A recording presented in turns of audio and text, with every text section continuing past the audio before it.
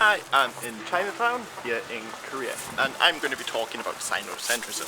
So Korea was long a tributary state of China, going back centuries, but don't think of it like a tax as such. They did send a lot of gifts to the Chinese, especially the Ming. These tended to be anything from horses to slave girls, for example. But the Ming Emperor often gave gifts back, so they sometimes sent more than what was required in order for them to get more gifts back.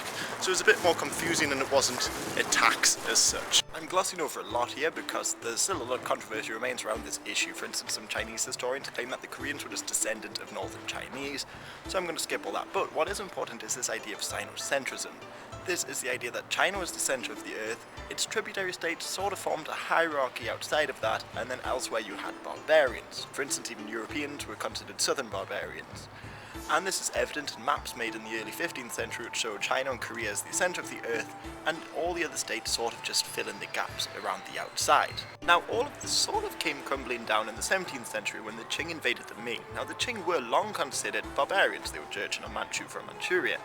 So the Koreans developed this idea called Sojung-woo. Now this was the idea that they were Little China, but also a sort of successor state to the Ming, so they wanted to uphold their culture and the likes. But they were still a tributary state of the Qing, but this is why Korea, the Joseon dynasty, sort of became a hermit kingdom for a couple hundred years. Now they were called the Hermit Kingdom long before North Korea ever emerged, and it's largely because of this. But what's even more interesting is that an idea of superiority developed during this period, and especially once social Darwinism hit the region, it really kicked off. For instance, in early Korean nationalism in the early 20th century, Cho Nam-seon wrote, "How long will it take for us to fly our sacred banner above all the world and have all the people on 5 continents kneeling down before it?"